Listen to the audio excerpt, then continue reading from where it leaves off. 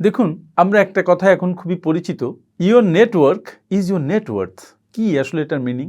আপনার অনেক নেটওয়ার্ক আছে, অনেকের সাথে আপনার পরিচয় হয়েছে, প্রতিদিন অনেকের সাথে পরিচিত আপনি হচ্ছেন, কিন্তু সেটা আপনার নেটওয়ার্থ কিভাবে নির্ধারণ করছে? একটু চিন্তা করে দেখেন, চিন্তার একটু গভীরে ঢুকুন, তাহলে জিনিসটা বোঝা যাবে। কারণ আপনি যদি কোনো প্রোডাক্ট তৈরি করেন বা সার্ভিস তৈরি করেন, এটা কার কাছে বেচবেন? কোনো মানুষের কাছে, যাদের দরকার আছে তাদের কাছে।